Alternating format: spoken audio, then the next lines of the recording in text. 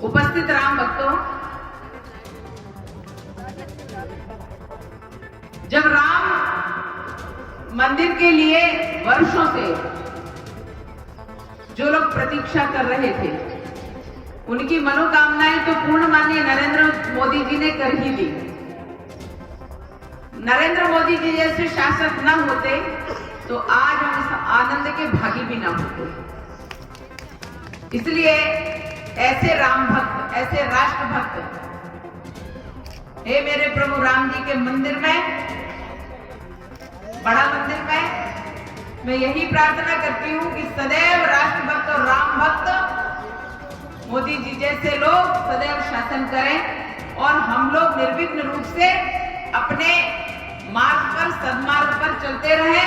सदैव हमारी पूजा पाठ, हमारे देवों की आराधना, हमारे मंदिर निष्कंटक हो जाए। बहुत जोर जोर से आवाजें आती हैं सुबह 5:00 कुछ से, और वो आवाजें लगातार चलती रहती हैं। सबकी नींद हराम होती है, सबकी नींद खराब होती है। कुछ लोगों पेशेंट भी होते हैं, उनकी भी बीपी बढ़ते हैं।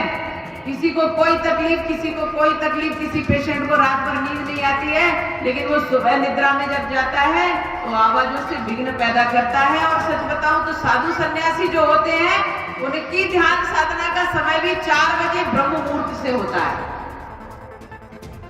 हमारी आरती का समय भी, प्रथम आरती का समय भी सुबह 4 बजे से प्रारंभ होता है, ब्रह्म मुहूर्त से प्रारंभ होता है। लेकिन किसी को कोई परवाह नहीं है इस बात की। वो जबरदस्ती के माइक हमारे कानों में गूंजते हैं और वो देते हैं, और जब हम माइक लगा लेते हैं तो विधर्मियों को बड़ी पीड़ा होती है और कहते हैं कि हम किसी और इबादत का कोई शब्द नहीं सुन सकते, क्योंकि ये हमारे धर्म में, हमारे इस्लाम में ये ठीक नहीं माना जाता और हमारे इस्लाम में ये जायज नहीं माना जाता। तो मैं कहती हूं कि किसी में जायज माना जाए, ना जायज माना जाए, क्या हमें उसकी चिंता है? बिल्कुल करते हैं, हिंदू तो करता है, क्योंकि हम सर्वपंथ समभाव की भावना रखते हैं। लोग परिभाषा दे दिए कांग्रेस के समय में, सर्वधर्म समभाव। मेरी एक शुद्ध परिभाषा है, कोई और धर्म है ही नहीं।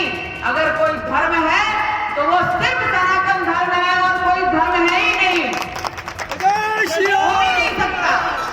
क्योंकि इतनी बड़ी सोच, इतना बड़ा विचार, इतना बड़ा चिंतन, इतना बड़ा तपस्या, इतना बड़े शौक किसी और का हो ही नहीं सकता, क्योंकि हमारा देश सनातन है।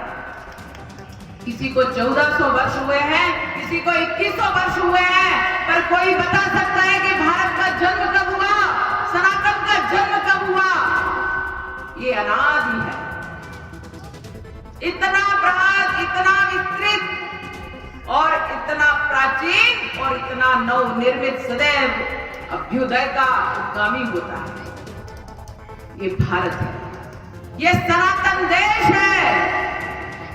इस देश को ना किसी ने जन्माया है और ना कभी मरेगा। पर ये निश्चित ध्यान रखिए इस बात का कि जितने देशों के जन्म हुए हैं, जितने देशों का डेट ऑफ बर्थ है, उनकी डेट ऑफ डेथ निश्चित है। जितने देश जन्मे हैं, उतने देश का मरण निश्चित है। क्योंकि ये मैं नहीं कह रही हूं, ये तो शाश्वत सत्य है। जिसका जन्म हुआ है उसकी मृत्यु निश्चित है। और इसलिए मैं कोई भी बात ऐसी नहीं कहूंगी जो शास्त्रोक्त नहीं है। मेरे राम जी, जिनकी कृपा से हमने मर्यादा सीखी,